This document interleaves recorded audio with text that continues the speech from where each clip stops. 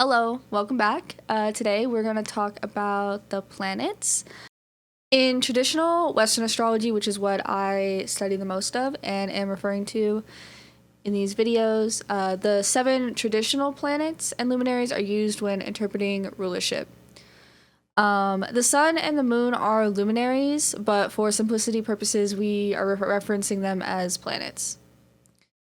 Like when we talk about like the 7 planets. We have the sun, moon, Mercury, Venus, Mars, Jupiter, and Saturn for the traditional planets.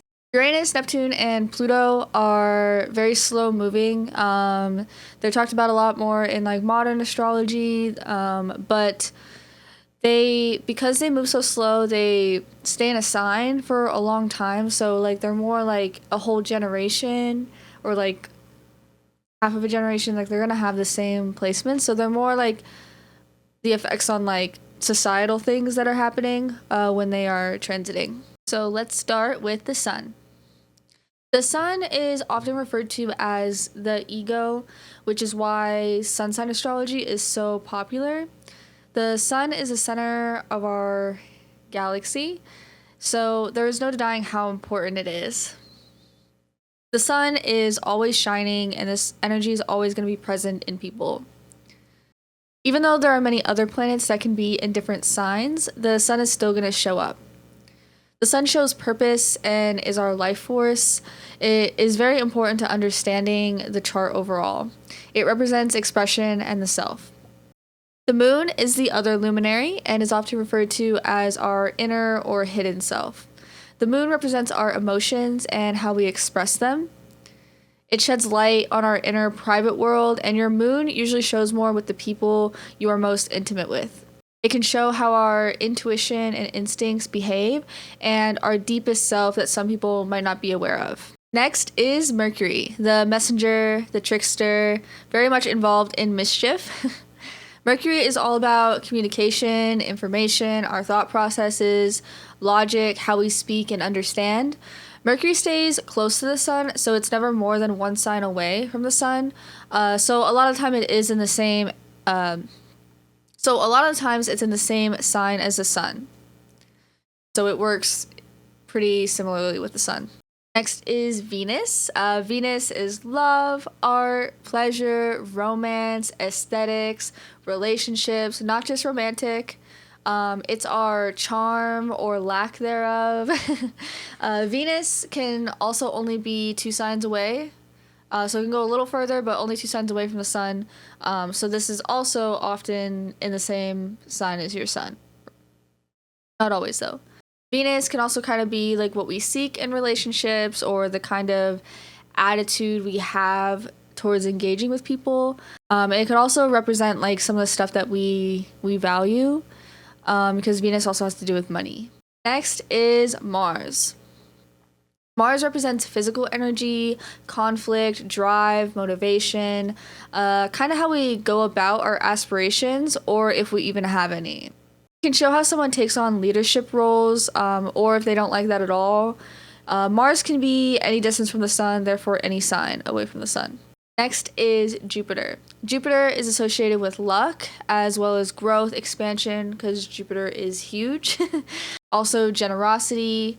The condition of Jupiter can show if someone struggles or thrives in these areas, like meaning like if you have bad luck or if things tend to work out pretty easily for you. Also depends on where it's at in your chart. Jupiter also has like connections to like wisdom, like higher education, religion. Again, it's kind of a if you believe in that kind of thing, but like even Jupiter can sometimes show that. And last for the traditional planets is Saturn. So Saturn is slow moving, but still not as slow moving as Uranus, Pluto, Neptune. But people that are like born in the same year as you, like really close in like age, are gonna have the same Saturn sign.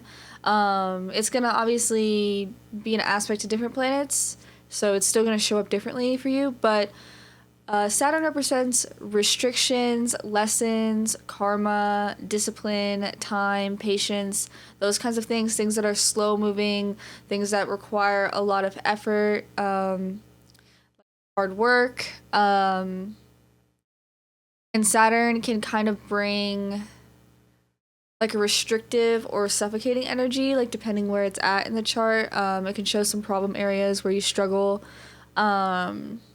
But nothing that can't be overcome. That's kind of a lesson with Saturn. Well, that was just a brief look into the 7 traditional planets and kind of some of the energy that they represent. These energies get expressed differently depending on house, condition, sign, which I plan to get into more in the future. As for Uranus, Neptune, Pluto, I may touch on that later. It's kind of those are just a little bit like newer, hard to interpret. I don't use them in rulership. I don't really particularly like modern rulership.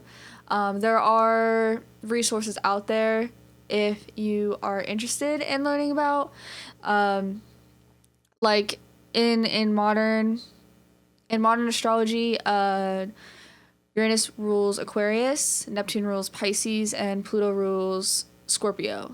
So if you're interested in learning a bit more about that, I just don't like to particularly use that all the time. It has its place, but just not for me right now. But thank you so much for watching. Again, if you have any questions, please ask away. I'm more than happy to help. And in future videos, we're going to get a little bit deeper into some of these meanings. And my next video should be on the houses. And then after that, we should have a good base foundation to put some more stuff together. Thanks for watching.